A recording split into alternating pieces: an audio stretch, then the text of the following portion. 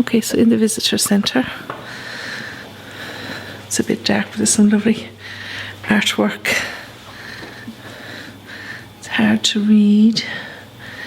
It says, Expedition of Turgis, Lord of the Gale, Vikings to Lochrie. He burned Clonmacnoise and its dependent oratories. Ota, wife of Turgis, give oracles on the altar of Clonmacnoise. So they're all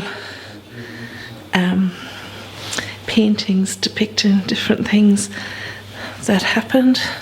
This says, Cahal, son of Conqueror, king of Connacht, recoiled to Flann, the High King, under the protection of the clergy of Ciarán. That's on Shapale Moor-Clacha. The great stone church, called the Church of the Kings, built by King Flann and the abbot Coleman.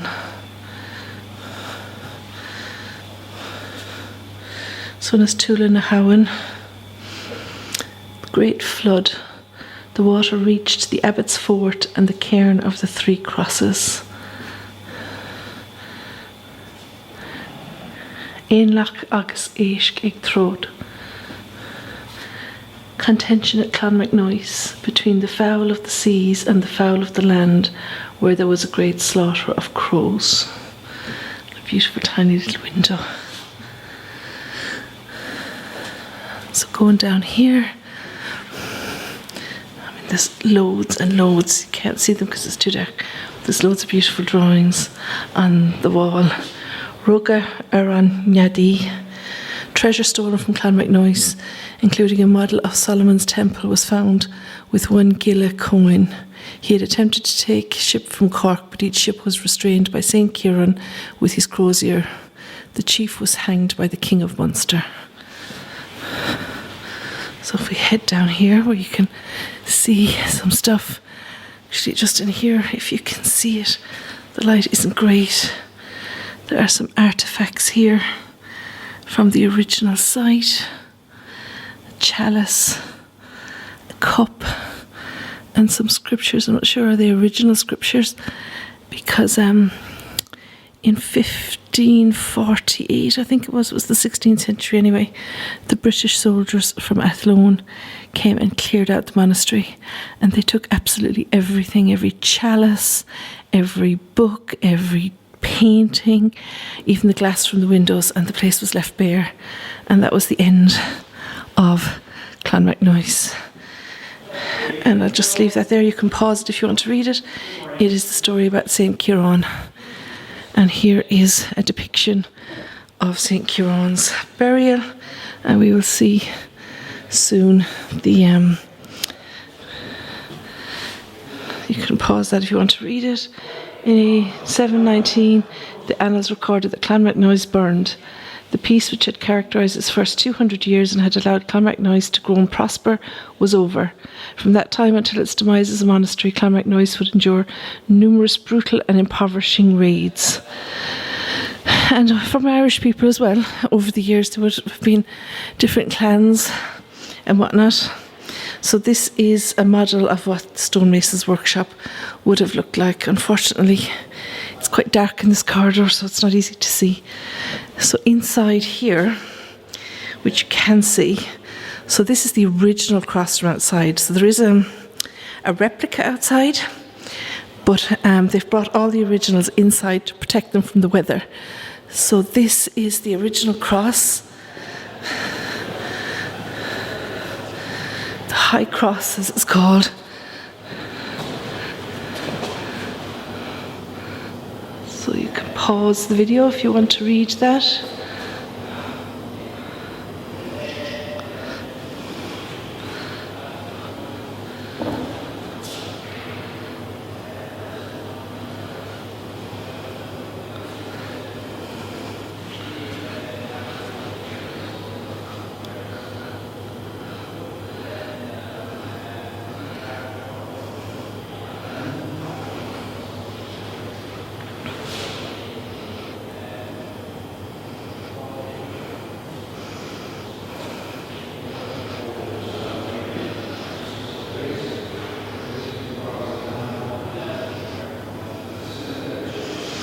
I won't bore you by reading all of that. You can read it if you want. There's just 2 more here.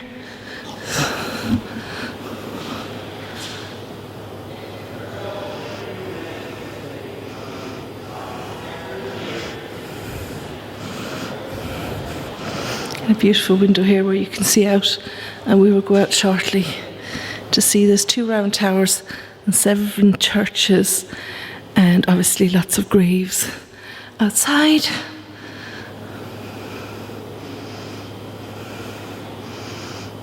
Including the grave of St. Ciarán, who started this monastery here.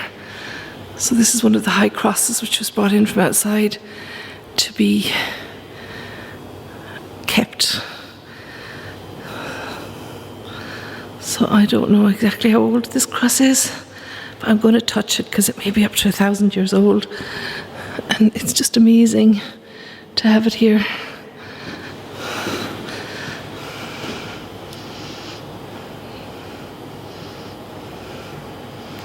And there is, I don't know if you can see it from the window, you can, but they actually put a replica of this cross outside, which we'll see when we go out. So as they tell you on the way in, everything inside is the originals which have been brought in to protect them from the weather. And there's another cross here. One of them is the high cross, and one of them is the cross of the scriptures, and I'm not sure which. So here's another one that's been brought inside from outside, and this again is an original with a replica outside. So the only way to protect it from further weather damage, obviously, was to bring it out of the elements. And you can see this very intricate carvings on there, which over the course of the last 1,000 to 1,500 years have taken a lot of beatings from the weather. And here we have, as they call them, decorated slabs. So various different stoneworks that have been taken from around the site and brought in here to protect them, because as you can see there's such intricate carvings on here that they're getting worn from the weather. Here's more, and it is even quite dark in here to protect them further. So the work that would have gone into this, and this is only a small bit that's left from one.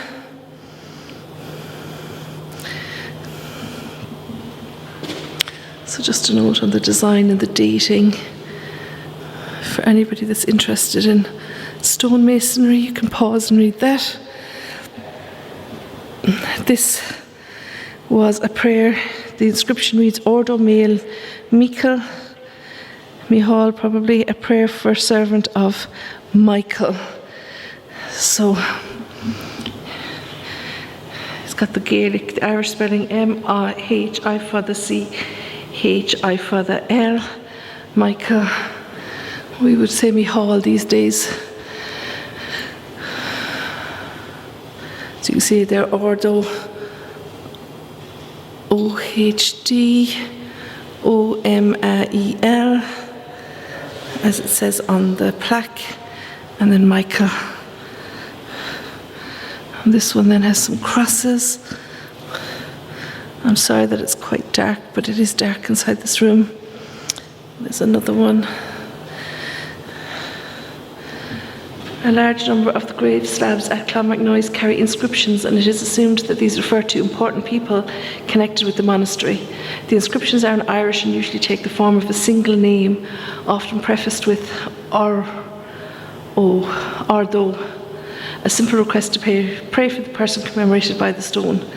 One exception is a small stone bearing the name Coleman, beneath which is an Ogham inscription meaning buck or poor. The Ogham was the original Irish writings.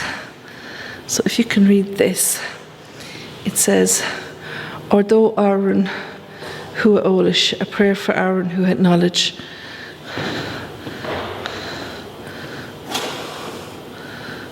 cross. And this is Coleman. Coleman, that says Coleman Bucht in Ogham, script meaning poor.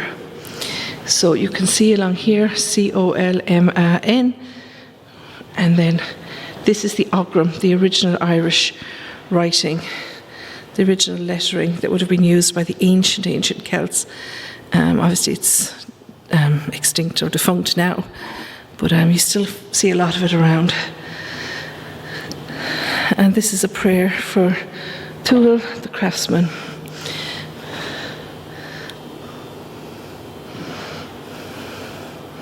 And so this is quite big, it's probably 3 foot high.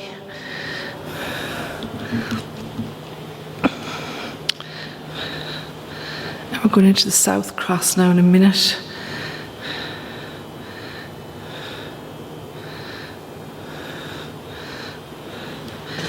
This is a prayer for Turkin, by whom this cross was made. So, it's in Irish, obviously.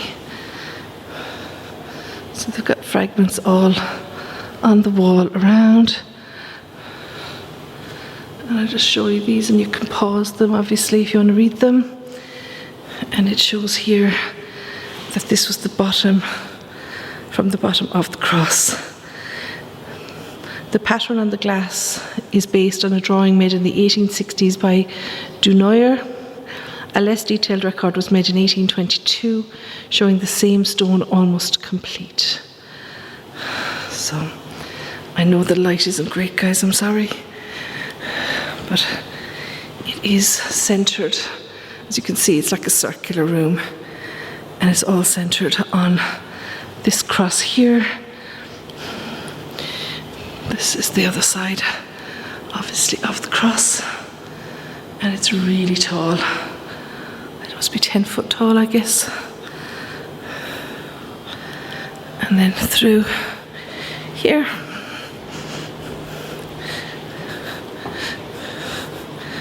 we have a pillar. I guess this was part of a cross at some point that was destroyed because of the weather. There is no top to it anymore. And I'll fly around these here, the North Cross.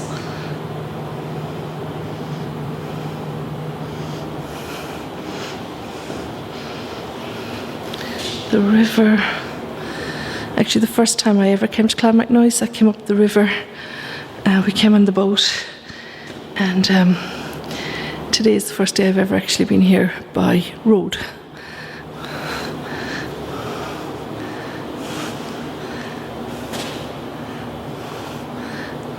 Esker and Esker Wildlife, I show that there. This is just shown, you can see.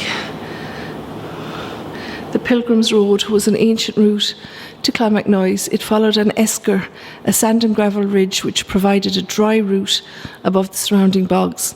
These eskers have determined the location of all the crossing points over the River Shannon. Mongan Bog. Most of the land around Clonmacnoise was bog, with the exception of Mongan Bog. Most bogs have been cut or drained.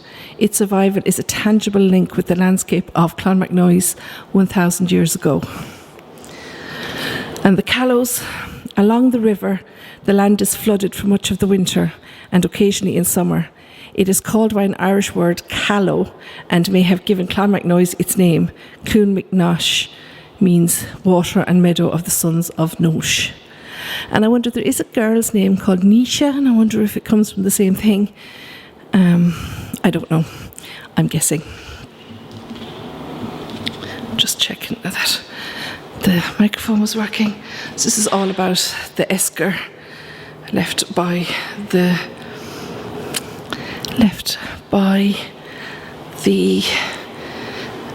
ice after the Ice Age.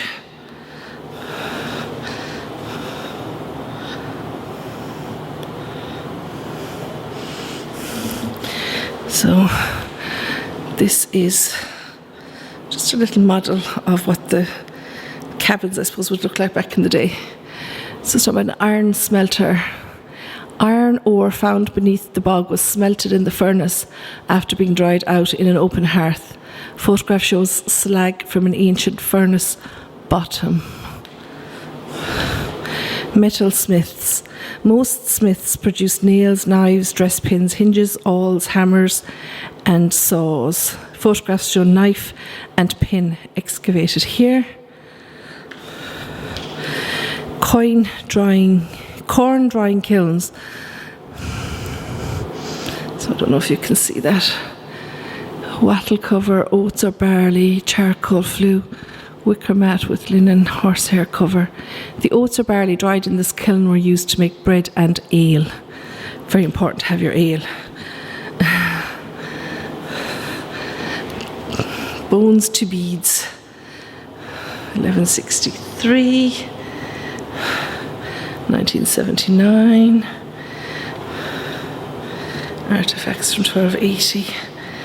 And some of the different bones. You can't touch them, but there's a box of bones here. So, as you come out the back door, you can see the first round tower. Now they have obviously some buildings that have been added.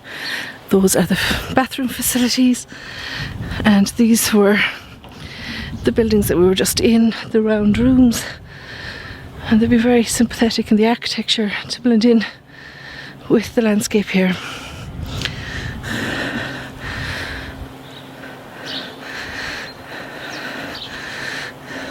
So we've got the map of what is here on the site if you want to pause it. Actually that one's Osgailga and this one is Hosberla.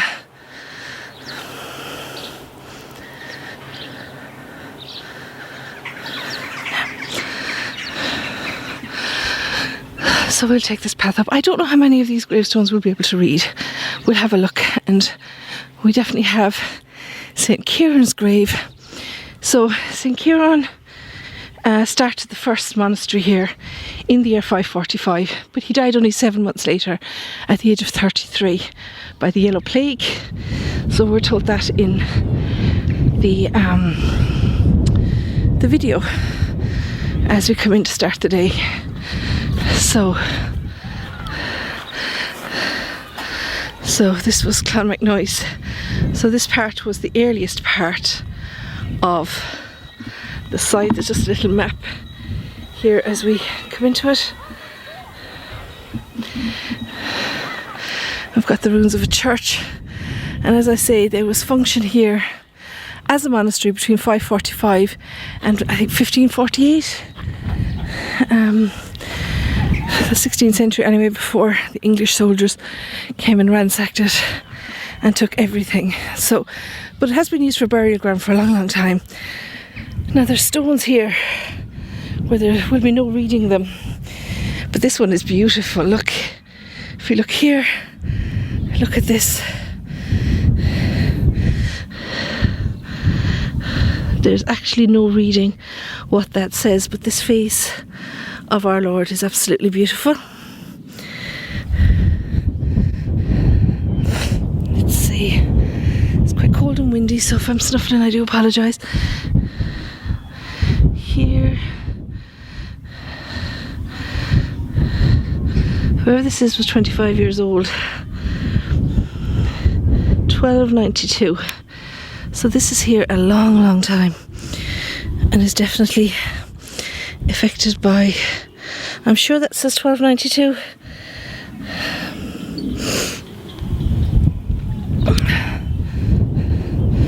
But it has been used as a graveyard for a long time.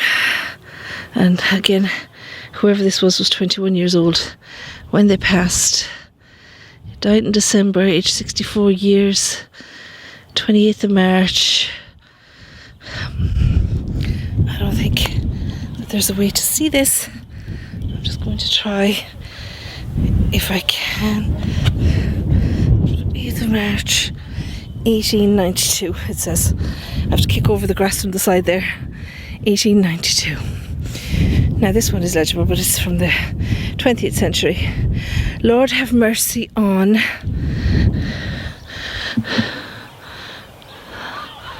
something of the soul of Mary Darcy Nee O'Connor. So if you're watching this and you don't know Nee, all Irish names were O for boys and Nee for girls. Nee would mean daughter of, O would mean son of. So a woman was Nee whatever until she was married, and then she took her husband's name. So she's Mary Darcy. Before she was married, she was O'Connor, who died 15th of December 1944, aged 38 years. Her son, Kevin Darcy, died 29th of May 1943, aged 3 months. God love him. Her father-in-law, William Darcy, died 14th of December 1950, aged 81 years. His wife, Mary Darcy, nee Norton, died 31st of July 1935, aged 68 years. Thomas Darcy died 21st of July 1920, aged 21 years. Rose Darcy died March 1913, aged 4 years. R.I.P. Erected by her husband, Ciarán Darcy. A lot of people there. There's a lot of stones here. I'll show you now in a second. Let's see how far this one goes back to. Daniel Kenny Curheen, who died 22nd or it's April 1902, and his wife Breed died February the 10th. His son, I don't know if you can see any of this, sorry, I'm not really watching the camera, I'm trying to read it, but it's very difficult. I think this white was cleared off and it was power washed or something. 1949 anyway. So they're not that old, but it is, if you can see out to the river there, it's quite an elevated site. So it gets a lot of damage, and you know, there's a lot of graves here because, as I say, it was used for the longest time, and there won't be many of them at this side anyway that are legible. Like, there's absolutely no hope of reading those. But we'll pray for whoever is there. None of these have anything legible. I mean, you can tell that they were very decorative when they were put here. But they're probably more legible through the camera than they are in actual fact on the stone itself. Of course, my eyesight wouldn't be the best. Lord, have mercy on the soul of Mrs. John Galvin, nee Holloway, died 31st of December 1914, aged 42 years. So we do have that one that's a bit legible.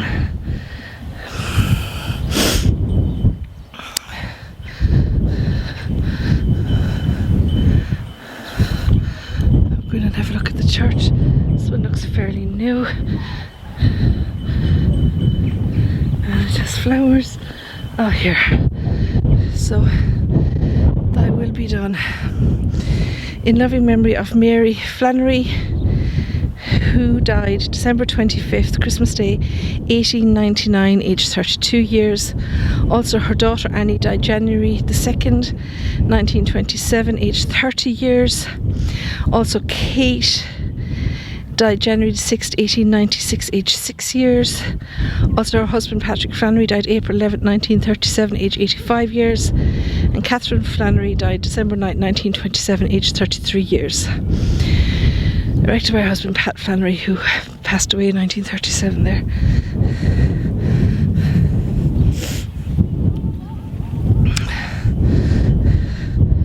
This grave, that looks to me like 1799, but I'm open to interpretation on this. I really can't make that out. Just in case anybody, sometimes that comes too clear on the actual camera. This is Ciarán Rohan, Clonmacnoise, died May 24th, 1914, aged 72 years, and his wife Mary Ann died December 13th, 1913, aged 61 years. So she passed before him. And there's another Rohan, Peter Rohan, from Rohanstown, in memory of his wife Anne Rohan. Nee Kennedy died December 23rd, 1923, aged 31 years, and his father Michael died June 16th, 1933, aged 90 years.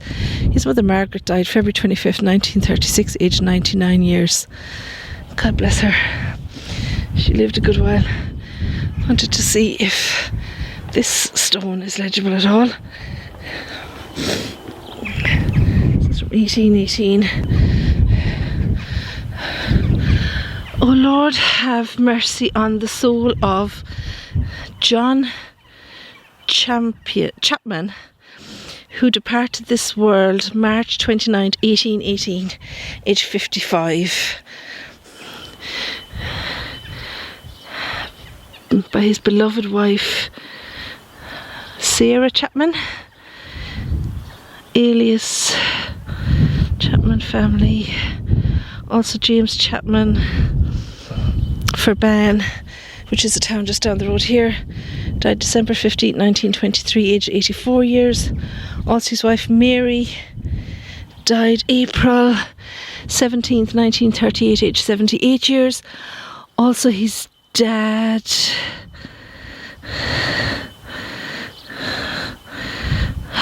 also his daughter Mary Bridget died March 26, 1906, aged 23 years.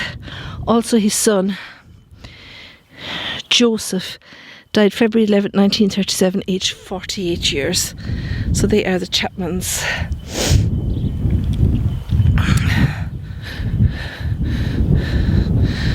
Here, Sacred Heart of Jesus, Bridget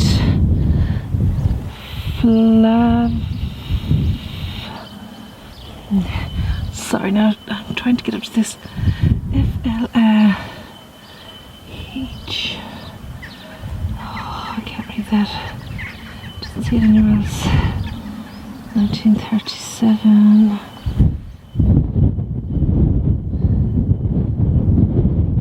Flannery. Okay, Flannery. February the 10th, 1903. Okay, Bridget Flannery, 1903. Her son Frank, 21st of May, 1937. And her daughter Rose Flannery died 30th of I don't know what that says, January, I think, 1932. Son Ciarán, 22nd of August, 1943. So there's a lot of graves here. I want to go and see the church over here.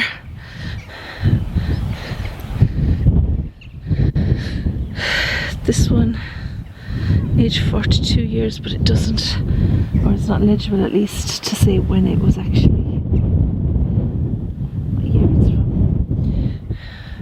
I want to go over here. This is the replica of the cross that we saw indoors.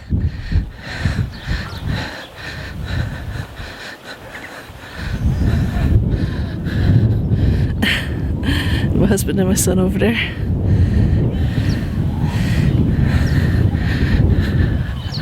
Okay, so this is one of the stone-built churches. Obviously the original church that St. Ciarán built was built in timber, and it would have been burned down several times, no doubt.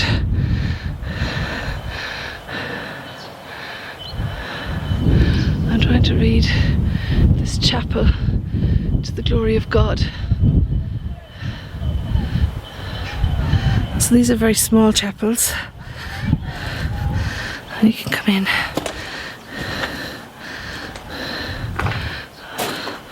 Small little windows, and even in here, if you can see, I don't know if you can, there is actually writing on these stones, and they're all built into they're Oscailga, so Irish names. So there's probably people built or buried, I beg your pardon, within these walls.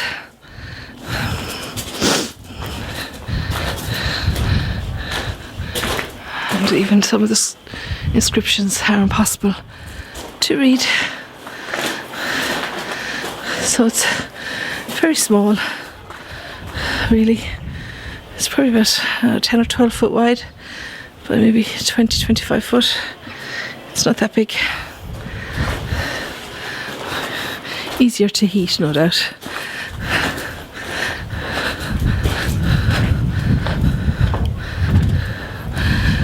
Okay, we'll go into this one in a minute.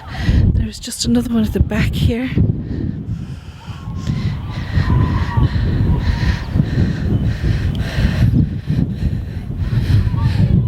This is grave from 1795.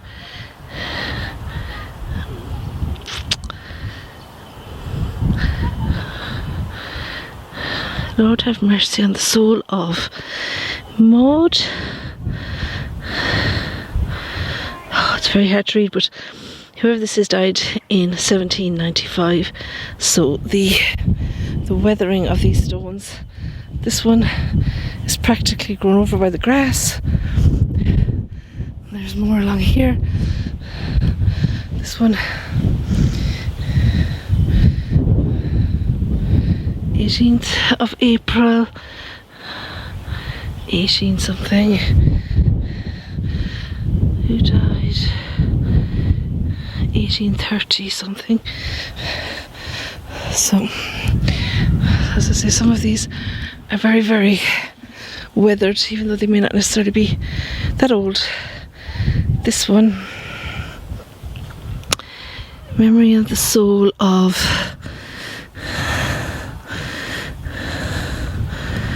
I don't know what that says. It's Kelly anyway.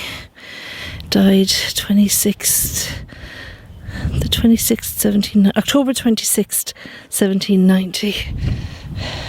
John Kelly, erected by John Kelly anyway. So maybe his wife. This is Myrna. I don't know. It's very difficult to read them. So my camera seems to only take 15 or 20 minute videos. But there is another cross in here. It's a pity they don't put even a perspex roof. There is a window here where we can see the other church that we were in just a minute ago. So I think back in the day the altar room used to be kind of separate, so they were joining up. This isn't that old, this is 1886. Thomas, oh my goodness, Thomas, I can't read this. Oh, I have my, I'm trying not to stand on it, so I'm almost doing the splits here. C-L, I don't know, Clancy maybe, January 18th, 1886, age 66 years. Clancy, it is Clancy. Clancy's son James Clancy is here too. Died December 15th, 1931. And there is another cross here, but as you can see, all the inscriptions in that are, let's see, Lord have mercy on the soul of John Claffey, who died 30th of November 1921, age 73 years. Also his wife, Mary something Claffey, died 26th of February. I can't read that.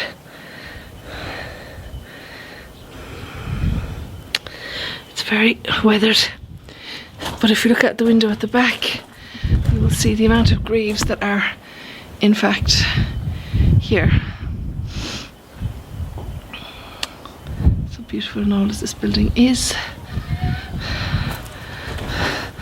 So this, I'm guessing this would have been the tabernacle And I've seen some other churches where like the altar part of the priest part was separate, but with the joining, but there would normally have been a door.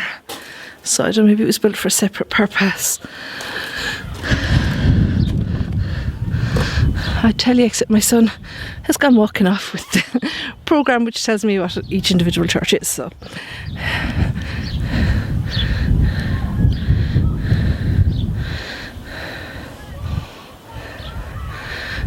this is John Claffey. So Claffeys are obviously very well known. Died July 9th, 1886, aged 60 years. Also his wife, Marcia, M-A-R-C-A. Oh, I beg your pardon, it's Margaret, M-A-R-G-A-R-E-T. Margaret, who died June 1st, 1887, aged 51 years. And their children, Mark and Thomas, and also Margaret, also Bridget and her, I guess her daughter Margaret too, is the second Margaret. May the rest in peace, directed by their son Ciarán Claffey, who died 10th January 1908, aged 43 years. So he was quite young too when he passed, but it's actually a beautiful headstone. Walking around here, we'll have to go around in a circle because there's another church here. Let's see. If you look, it's just beautiful land around. This is a bigger church. Oh.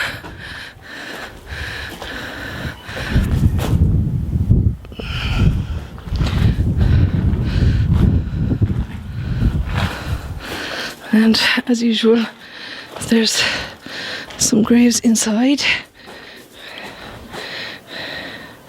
1804.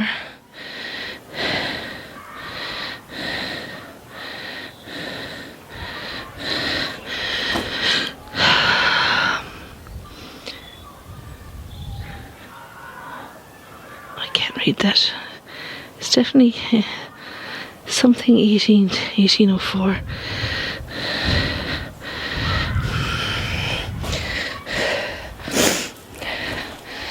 This is Gray, or E-R-A-Y, January the 12th, 1760, aged 55 years. Could be 53, but I think it's 55 years, 1760.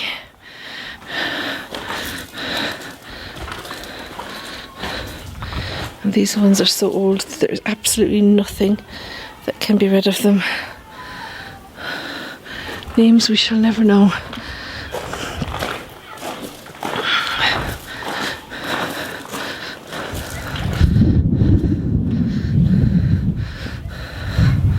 I want to go back around this side because that was one of the churches that I didn't get to go in. Around here.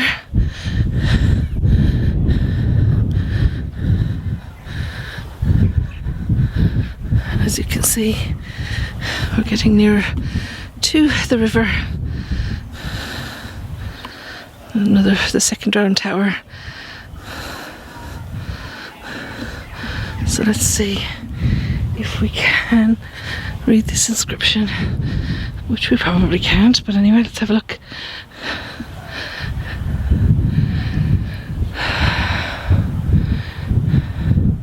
In May and June 1865, by means of private subscriptions, the Greater Round Tower and the ruined churches of Clonmacnoise were repaired, and places of safety provided for the detached sculptured stones and ancient monuments under the supervision of the Reverend Charles A-V-I-G Charles Avignolles, I don't know, rector of the parish, and the Reverend James Graves, Honourable Secretary Kilkenny and South East of Ireland Archaeology Society. So a lot of these, even though they were built as, well, they're Christian, predominantly Catholic, but were in later years taken over by the Church of Ireland under English rule, obviously.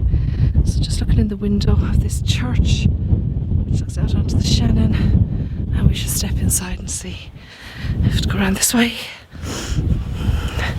I can't imagine what it was like to live here, sleeping in a little chalet, writing books, carving stones.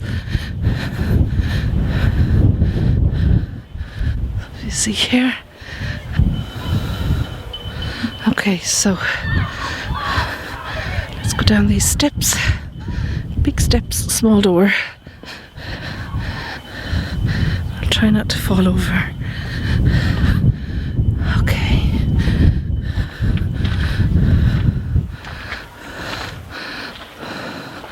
So this one is just beside the round tower. Does it say outside the name of this church? So you've got another cross there, which is a replica of the one that's inside. These must be the Whispering Arches. So there is a legend that you can hear voices under these arches. I think with the wind today we might just hear the wind, but we'll see. I'm sure there are lots of spirits around this area. You can't have something here for 1500 years and not have some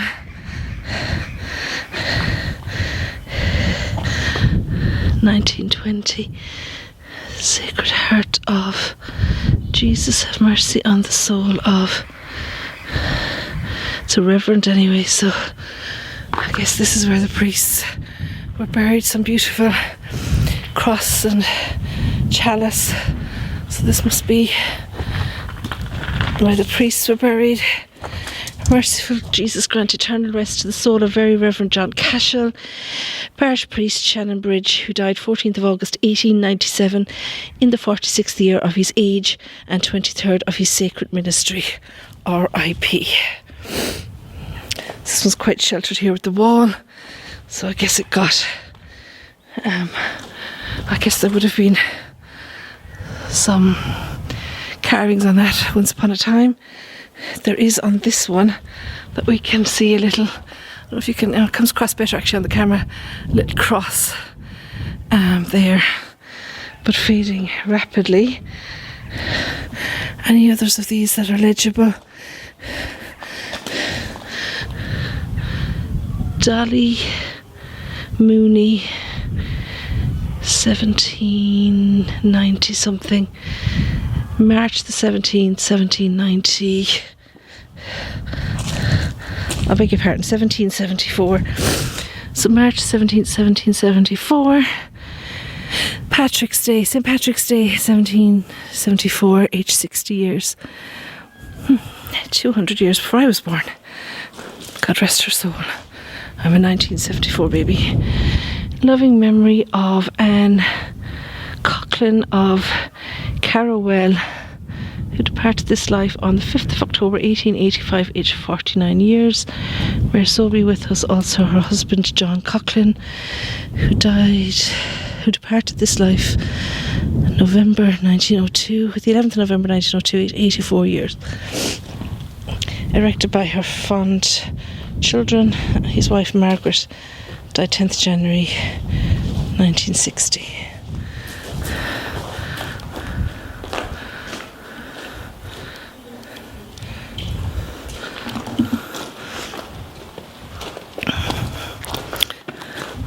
So let's see.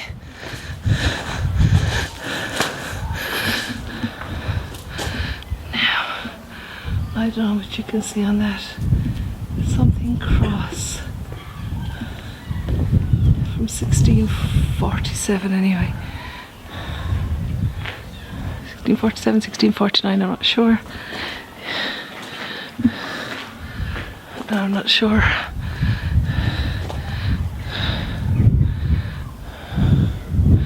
Maybe in Latin, because I can't read it. This Coughlan family. This is more Coughlans. Died May the 6th, 1817, aged 78 years. That is Felim Coughlan. F-E-L-I-M it looks like. 78 years. His wife Bridget, who died October 10th, 1847, aged 76 years. And their son John, who died March 17th, 1847, aged 34 years. Also their daughters Bridget, who died April 2nd, 1892, aged 74 years, and Catherine, who died March the 2nd, 1897, aged 72 years. And I'm not sure what the purpose of this is. This might be legible. Oh Lord, have mercy on the soul. This is another Coughlan, 1790. September the 3rd, 1790. Age 6 years? 61 years, I beg your pardon. It's very hard to read, but I don't know if you can see in here. This probably was one of the stone workshops, or maybe it was another chapel.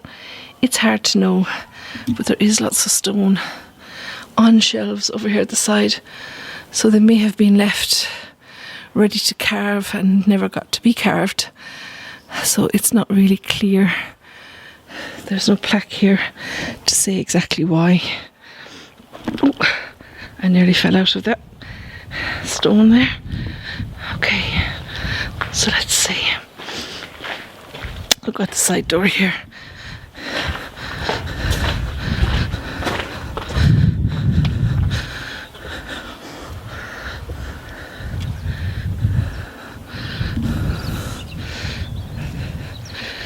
So you can see any of the headstones that were made of actual stone really fade away very quickly.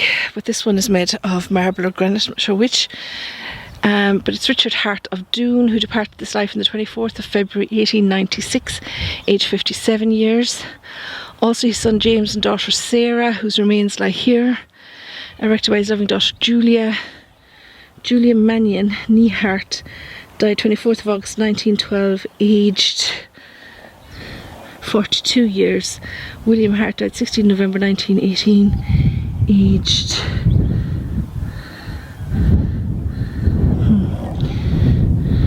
17 years, I think. 47 years, I beg your pardon. 47 years. So let's go over and have a look at the round tower. I don't think you can get inside, and we know that these crosses here are replicas.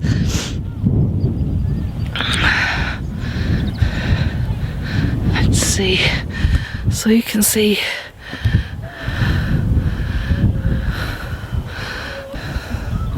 so that's the building that we came in. So I'm just kind of going around in a circle around those churches there in the centre, and just going to have a look at this round tower now and see.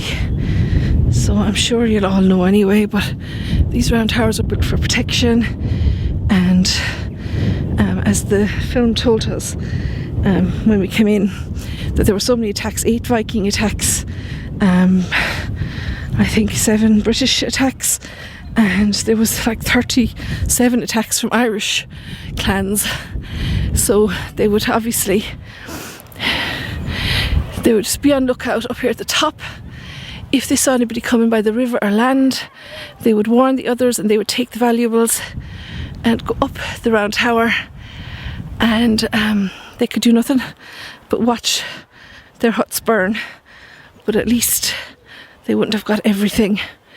So they would climb up the tower and pull the ladder up after them so that they couldn't be killed, and they would have a lot of the valuables up there with them, because as you can see from here, it's very open to the river.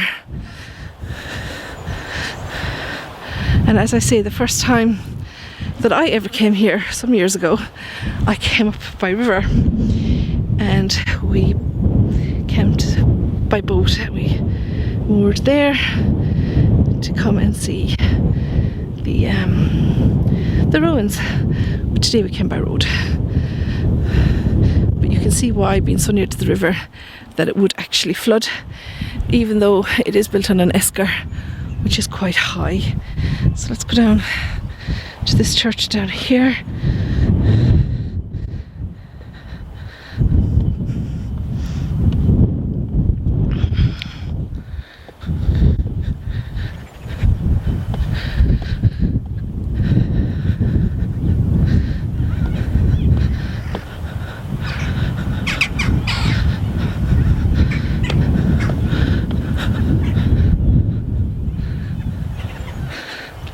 This one looks like it might be a little legible. The Lord have mercy on the soul of Bridget Ryan, I'm Ryan myself, who died March 1880, aged 68 years. Also her son Joseph Ryan, who died February 1879, aged 30 years. Also her husband John Ryan, who died September 7th, 1855, aged 38 years. That doesn't sound right, does it? Oh, he died first, sorry, 1855, aged 38 years. Also his son Michael Ryan died December 14th, 1910, aged 76 years. And his wife Mary died November the 12th, 1900, aged 47 years. It gets more faded as you go to the bottom, but they are the Ryan family, buried right beside the River Shannon, which is beautiful. You can't go into this church. Where's the one where St. Ciarán is buried? Okay, we'll go into that. We'll just have a quick look in this. I actually can't even see into this church because the door is closed. So they have a door and a gate up here for some reason. So it must be quite unsafe to go inside, I would imagine. There's a very new grave here, and you know, Pope John Paul actually came here and gave a speech, and I'm not sure if he said mass, but I know he gave a talk here in 1979 when he visited. In loving memory of Geoffrey Charles Patrick, the O'Donoghue of the Glen, who died 13th of June 1935, aged 76 years. May his soul rest in peace. The eternal God is thy refuge, and understanding are the everlasting arms. Deuteronomy 33:27. My Father has many mansions in heaven, erected by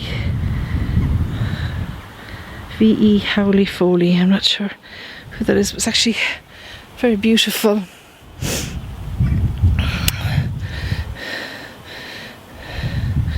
Grave, very clean and new looking. It's very well kept by the family. So let's see, we'll go and find St. Ciarán's grave. So at the back of that church, we're going to walk down here and try not to fall over the steps. There is another lookout tower here, so we'll have a look at this.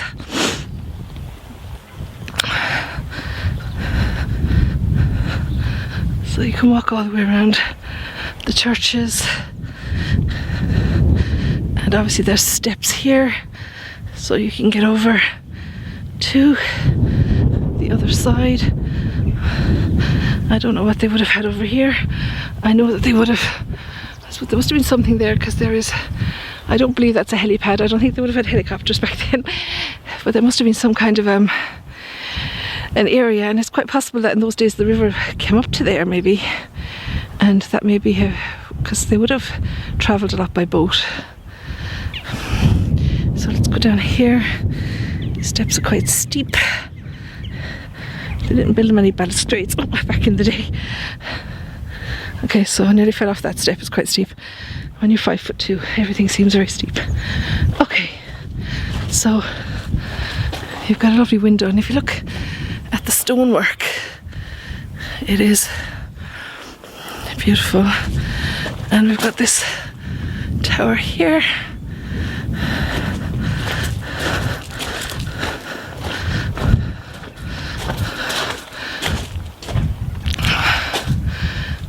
obviously there's no roofs and you can't get into the tower anymore. But obviously the birds like it a lot.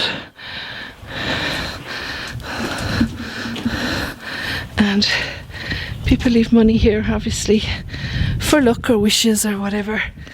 And the sun is coming out, but you can see out onto the graveyard too.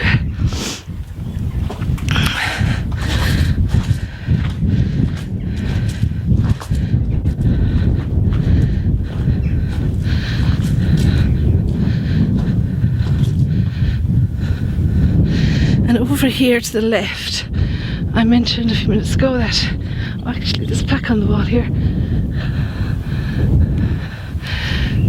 This national monument is in the care of the Commissioners of Public Works for the state under the provisions of the National Monuments Act. The public are requested to aid the Commissioners in preserving it. Injury or defacement is severely punishable by law. I don't know who would want to destroy it, but there you go. So this glass structure here was where Pope John Paul spoke from in 1979 during his visit to Ireland. He came here because, you know, having a church here and a monastery of some description from the year 545 would be very noticeable, or notable I should say. It is freezing cold here. It is February. Let's see. You can come in here and I will. So it was the 30th of September 1979, and I'll just do that and you can pause it if you want to read all of this.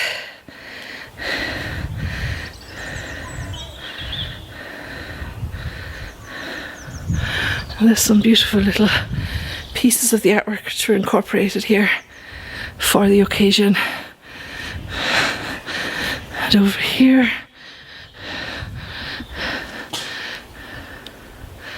30th September 1979, His Holiness Pope John Paul II prayed here. And I'm going to sit down here, not in the papal seat, as I do not feel worthy of it, but if you can see the view that Pope John Paul would have been able to see while he was giving his talk. Like, it really is serene and beautiful and, I don't know, amazing to think. And we will go up there now and see St. Ciarán's grave.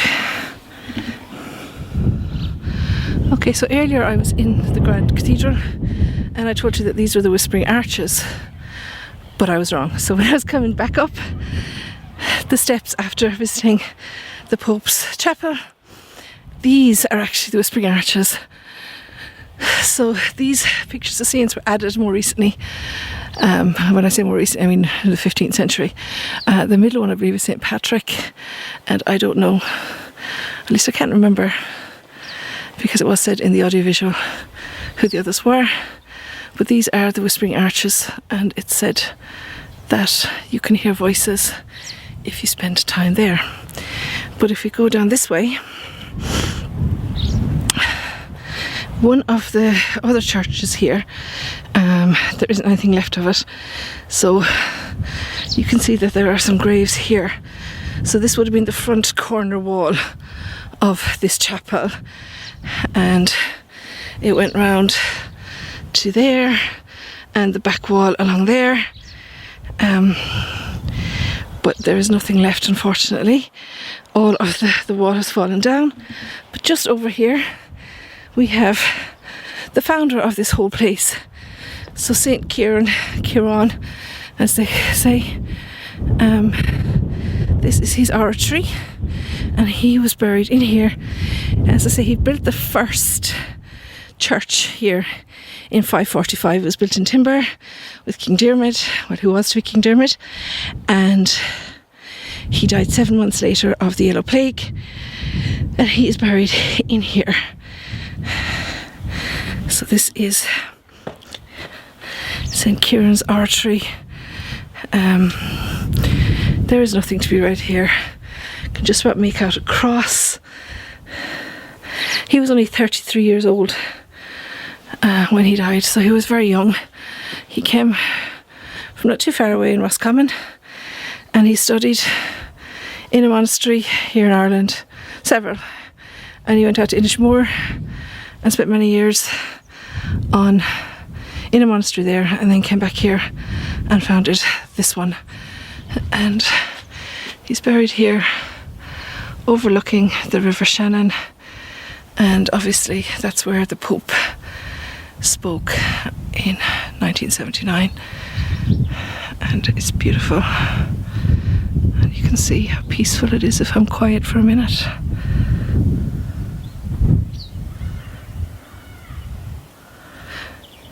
You can hear children because there is in fact a school just at the other side of the esker there, but this is St. Ciarán's Oratory, and I'm one of the few that do not have to bend down going in or out of this doorway.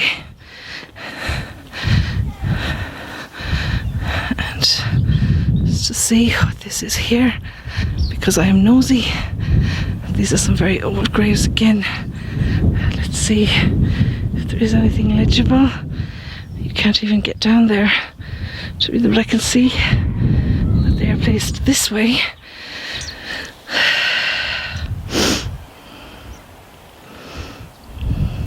That might actually come out clearer on the camera because I can't see anything. Let's see what any of the others, these obviously notable people, because they have this beautiful surround.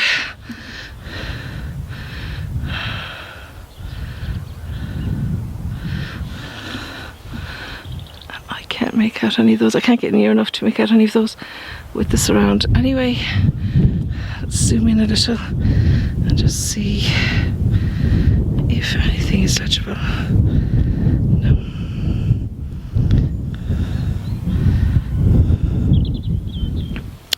And that is Clonmacnoise on the bank of the River Shannon.